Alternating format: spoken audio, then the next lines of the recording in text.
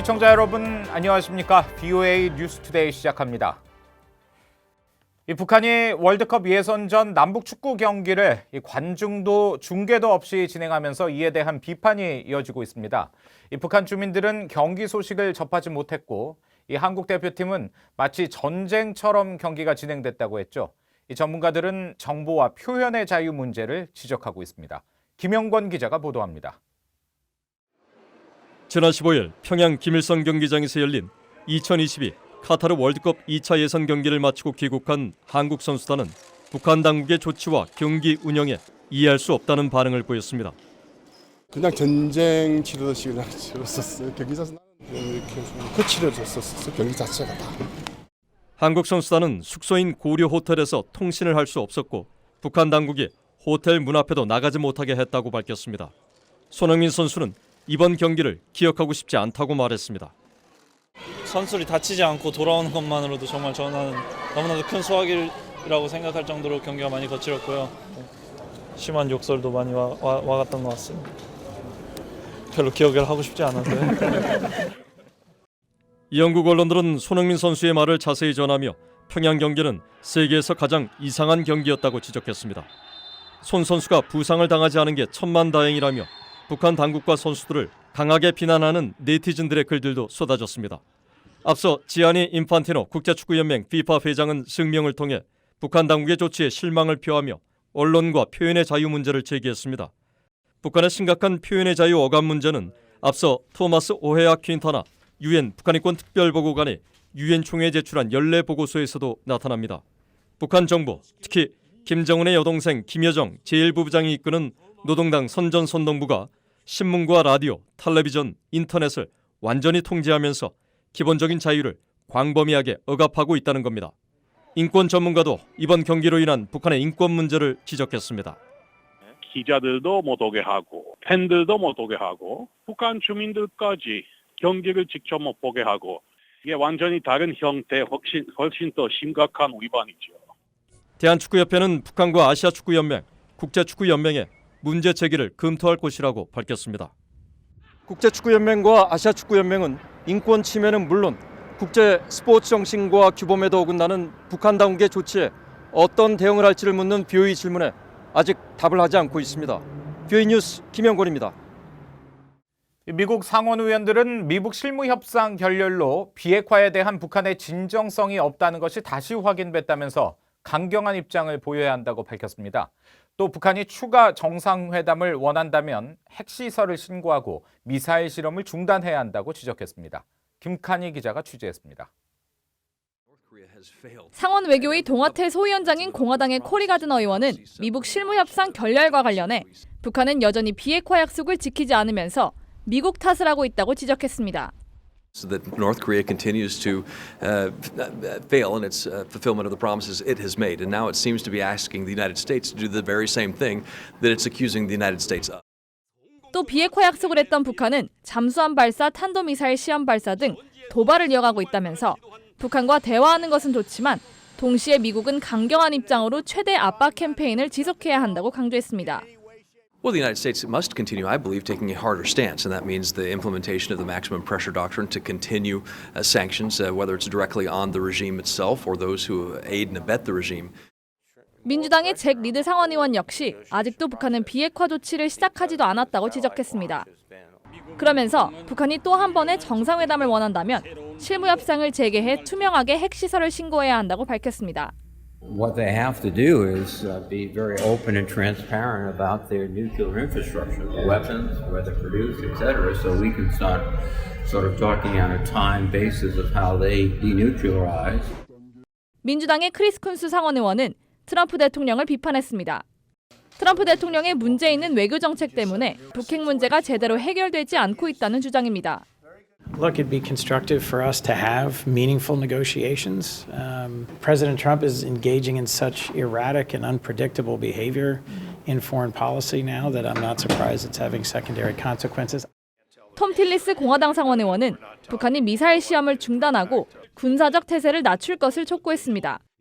틸리스 의원은 그러면서 북한과 대화는 좋지만 대화만 있고 북한의 조치가 없다면 대화를 더 해야 할지 아니면 그만해야 할지 트럼프 대통령은 결정해야 한다고 주장했습니다. VOA 뉴스 김칸입니다. 이 러시아 회사가 러시아산 석탄 4만 톤을 북한 라진항을 통해 수출하려고 하는데 큰 어려움을 겪는 것으로 전해졌습니다. 이 북한 라진항 이용은 제재 위반이 아닌데도 와이즈 어네스트호 압류 매각처럼 불이익을 당할까 이 선박업계들이 우려한다는 겁니다. 함지아 기자의 보도입니다. 북한의 항구를 촬영한 구글어스의 위성사진입니다. 석탄이 가득한 이곳은 러시아와 멀지 않은 라진항으로 이곳으로 연결된 철로는 두만강을 넘어 러시아로 이어집니다. BOE는 러시아 회사가 이 항구에서 석탄을 운송해줄 선박을 찾고 있다는 문건을 확인했습니다. 이 업체가 공고한 석탄은 4만 톤으로 목적지는 중국 판진시와 팡청강시이며 대북 제재 위반을 의식한 듯 이번 수출은 제재 위반이 아니라고 강조했습니다. 실제로 유엔 안보리는 러시아산 석탄이 북한 라진항을 통해 수출되는 경우 제재를 면제하고 있습니다. 그러나 선박업계 관계자는 대북 제재 위반 여부에 대한 우려 때문에 이 석탄을 맡을 선박이 나타날지는 의문이라고 말했습니다.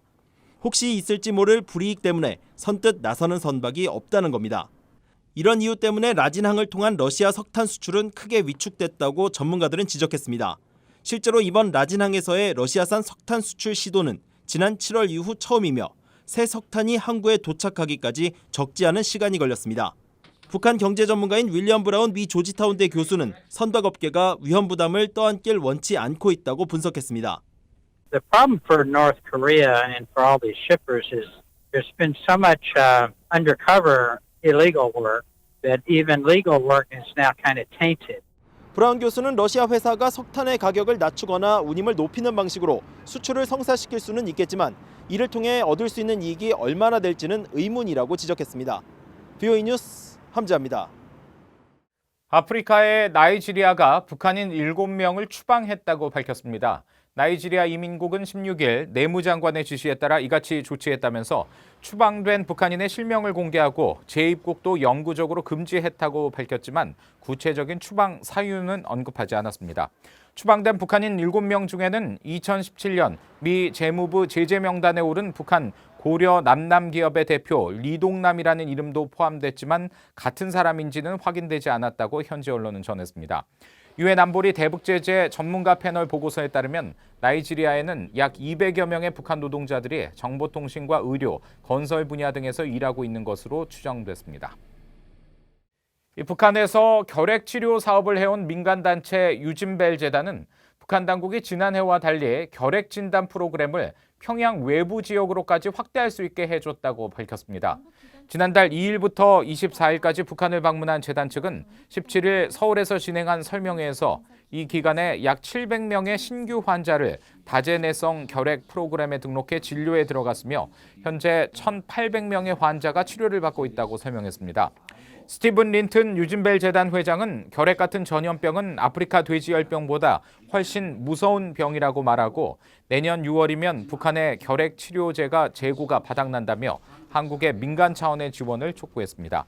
앞서 세계보건기구 WHO는 2017년 조사 결과 보고서를 통해 북한에서 해마다 13만 명의 새로운 결핵 환자가 발생하고 16,000명이 사망한다고 밝힌 바 있습니다.